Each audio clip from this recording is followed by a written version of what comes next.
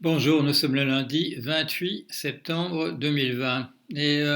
Si j'ai le sourire, ce qui n'est pas évident vu l'actualité assez morose, c'est le moins qu'on puisse dire, qui nous entoure, c'est parce que je viens de lire à toute allure, j'ai peut-être les yeux un peu rouges, les 50 pages environ de l'article du New York Times consacré aux déclarations d'impôts de M. Trump. Alors, vous verrez qu'il y a des gens qui sont allés très très vite, voilà, sont allés pour l'essentiel, c'est-à-dire qu'ils vous envoient des messages en disant Monsieur Trump ne paye que 750 dollars au fisc par an.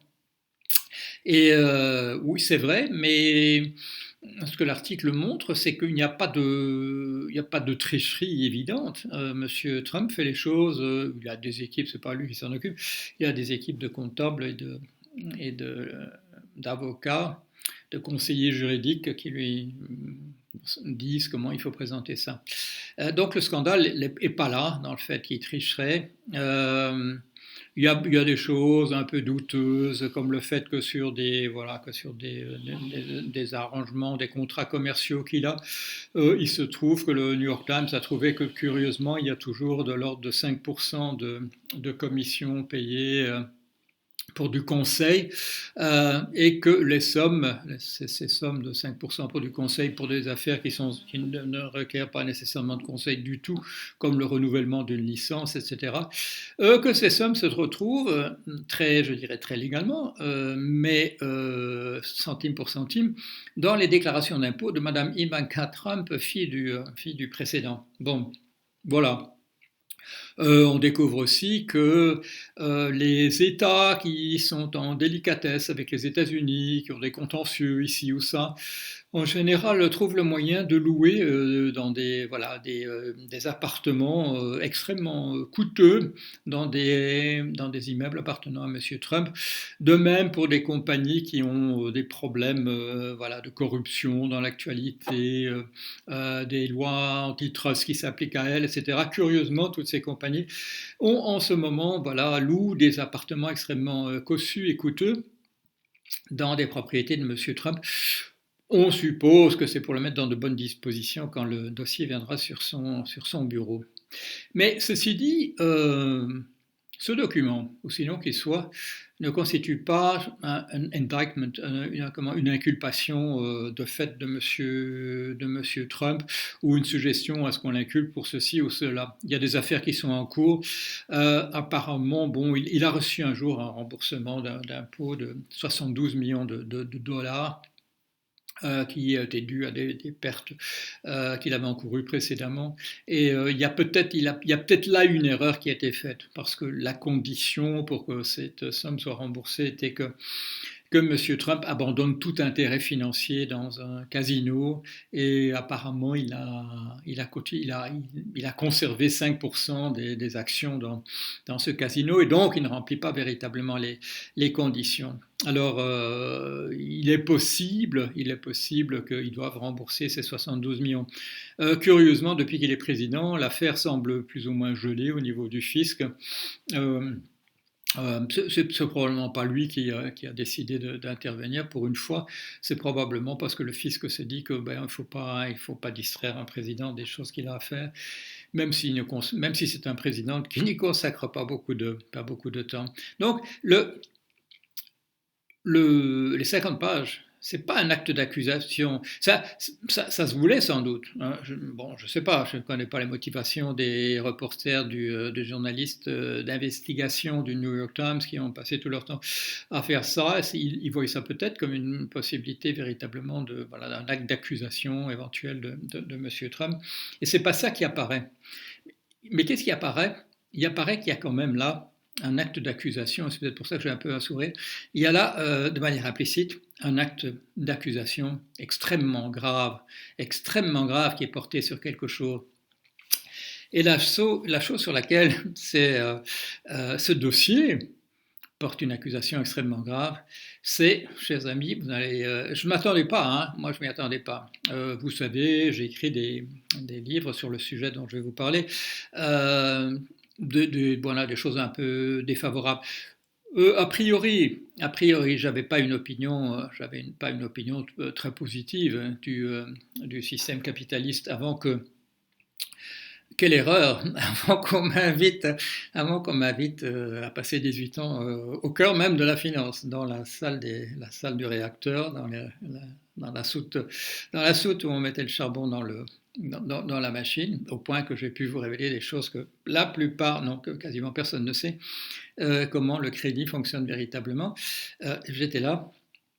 Tiens, une petite anecdote, le bâtiment où je travaillais à San Francisco, il était en face d'une des principales propriétés de M. Trump, le 555 euh, California Street à San Francisco. Si vous allez sur Google et vous faites le tour, vous allez au 555 de M. Trump et vous tournez et vous allez voir sur Google, il y a une photo là et il est mis Home Mortgages de Wells Fargo. J'étais là, juste en face, à regarder une source de revenus de M. Trump. Bon, mais je m'égare. Le système capitaliste. C'est il y a là un acte d'accusation, je dirais, avec des détails précis sur la manière dont ça marche du système capitaliste. Alors, c'est pas lui tout seul, c'est pas juste le système qui fait que si vous avez de l'argent, vous pouvez le prêter et gagner de l'argent en simplement le prêtant. La chose qui a déjà été dénoncée avec véhémence pour une fois, c'était pas un homme véhément apparemment, dénoncé avec véhémence par Monsieur Aristote, dit le stage irrite. Il y a ça, plus la comptabilité, plus le système fiscal. Alors là, ce que ça vous montre, c'est que quelqu'un qui prétend être riche et qui n'arrête pas de courir, voilà, on appelle ça la cavalerie, qui n'arrête pas d'emprunter de l'argent, de ne pas le rembourser, d'en acheter, d'en prendre d'autres, de continuer, de pouvoir faire des pertes considérables sur des opérations absolument risquées et de mettre ça sur sa déclaration d'impôt et dire, ben voilà, vous voyez bien, j'ai perdu cette somme.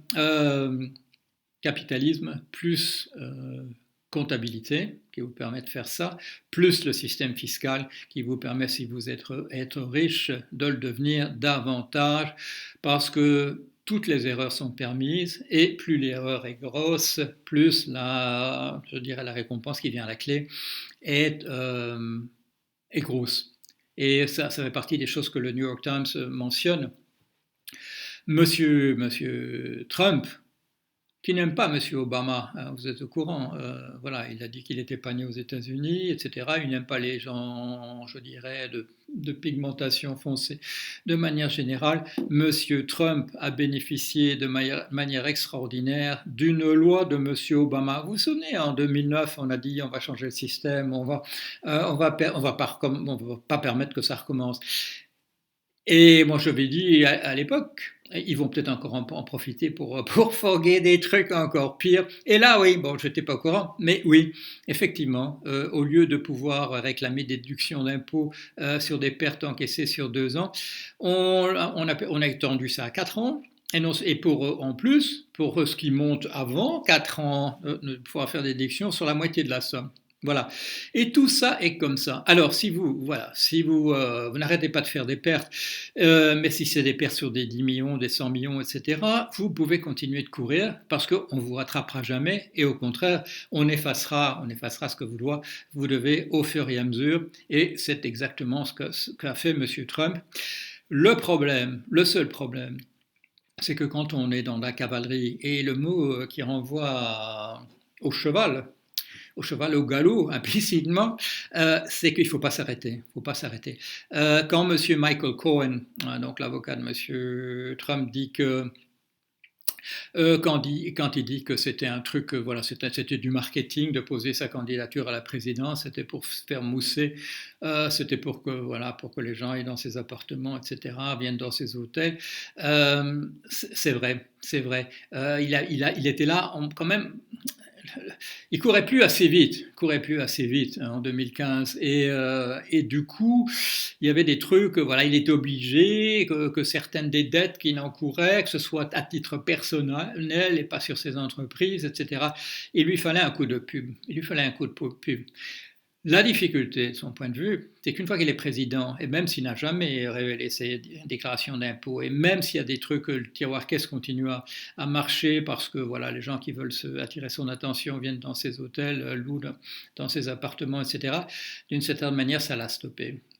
Certaine manière, ça l'a stoppé. Il n'a plus pu courir assez vite. Le cheval s'est mis au trot et là, il est en difficulté. C'est-à-dire que s'il arrête, et en particulier s'il n'est pas réélu, là, l'ardoise peut tomber et l'ardoise peut être tout à fait considérable. Euh, Qu'est-ce que ça nous dit? Ça nous dit que le système est... bon, je vous dis, moi, j'avais une opinion sur ce système. J'avais déjà, je dirais, décrit le système capitaliste d'une manière peut-être un peu originale par rapport à d'autres, simplement à l'expérience que j'avais eue d'être pêcheur en mer et de regarder, de voir véritablement comment ça fonctionne, une unité de production qui sont des pêcheurs, comment rentre l'argent, comment il sort, etc. Et je l'ai vu, j'ai eu la chance de pouvoir comparer la manière dont ça fonctionnait en Bretagne, donc, ce qui est le système français de manière générale, le système à la part, et le comparer avec la manière dont ça fonctionnait dans un pays africain, dans plusieurs pays africains, dans les sociétés de pêcheurs. Donc j'avais déjà pu faire des livres où expliquer comment le système capitaliste fonctionne en arrière-plan. Dans les coulisses, on aurait pu appeler ça les coulisses du système capitaliste, parce que ça dit des choses qui ne sont pas évidentes et que la plupart des gens ne savent pas. Et quand je suis entré dans la finance, là, j'ai eu la chance d'aller vraiment, voilà, vraiment dans les coulisses, voilà, derrière le rideau et voir comment ça marche, trouver encore des tas d'autres trucs. Et je savais que ce système était essentiellement un système qui est biaisé. On nous dit, le système fiscal, ça permet de redistribuer l'argent, voilà, des riches vers les pauvres. Euh, euh, hmm, les gens qui prétendraient que c'est au contraire une machinerie de plus avec des tuyaux pour faire venir de l'argent des pauvres et de la distribuer aux riches, les gens qui voudraient dire ça, je leur conseille, et qui voudraient étayer ça avec des preuves très très bien, voilà, bien étayées, je leur conseille de lire l'article du New York Times, parce que là, ils vont trouver de la matière. Alors, est-ce que tous les comptables sont complices? Oui, bien entendu. Ben, voilà, ils gagnent un peu d'argent au passage. Est-ce que tous les avocats d'affaires, etc., dont certains finissent par faire une belle carrière, même s'ils parlent très mal l'anglais. Là aussi, hein, ils sont vraiment complices de ce système. Ils sont peut-être davantage, enfin ils le sont sûrement davantage, moi ça je l'ai vu dans les banques, ils le sont davantage que les fonctionnaires qui travaillent à l'intérieur des banques pour faire ceci ou cela, qui sont en rapport avec le public, qui font des calculs parce qu'on demande de les faire. Ceux-là sont pas, je dirais, sont pas les grands prêtres. Les grands prêtres, ce sont les avocats d'affaires et les experts comptables qui travaillent à l'intérieur de ce système et qui font. C'est pas de la tricherie, hein, vous le savez bien, ça s'appelle de l'optimisation fiscale. L'optimisation fiscale et l'optimisation fiscale dans le cadre voilà, de Monsieur Trump, si ça ne peut pas vous rendre riche, ça peut vous permettre quand même d'avoir un train de vie comme si vous étiez très très riche. Et qui est-ce qui paye pour ça? Ben, c'est les gens que vous avez grugés, c'est les gens qui voilà, à l'intérieur de cette grande pompe à finances qui fait monter de l'argent des petits vers les grands, c'est ça. C'est ça. Alors, je ne m'attendais pas à ça. Quand j'ai commencé à lire l'article, j'ai dit, bon, on attendait ça depuis un certain temps. Je m'attendais à ce qu'on trouve quelques trucs voilà, sur l'argent qui vient de la mafia russe. On le trouvera peut-être, mais ce n'est pas ça qu'on trouve. On trouve un acte d'accusation extrêmement grave, pas sur M. Trump, mais sur le système dans lequel nous vivons, qui pompe de l'argent des pauvres vers les riches. Et là, on a une description extrêmement précise, dans un cas précis, par d'excellents journalistes d'investigation du New York Times, de comment ça marche. Et c'est peut-être ça qui va apparaître. Bon, il y a des gens qui vont, comme moi, vont vous dire c'est ça qu'on voit là à l'intérieur. Euh, J'allais dire c'est encore plus grave que ce que je savais. C'est vrai, c'est encore plus grave que ce que je savais. Euh, parce qu'il y a des tas d'astuces bon, que je connaissais, je voyais ça. Bon, j'ai fait des feuilles Excel et des systèmes informatiques où on voyait deferred payment, voilà, remboursement d'impôts, différé, etc., etc., mais sans m'intéresser de près à la machinerie. On peut, tout en respectant la loi, faire semblant d'être riche et l'être dans la réalité parce que ce sont les gogos, ce sont les gens qui payent vraiment des impôts qui payent pour ça. Voilà, allez, je reviendrai sans doute là-dessus. Mais vous allez trouver plein de choses sur les détails dans la presse. Moi, je fais des analyses un petit peu, en prenant un petit peu de la hauteur, ou en descendant véritablement dans la soute à charbon, dans la salle des machines. Allez, à bientôt.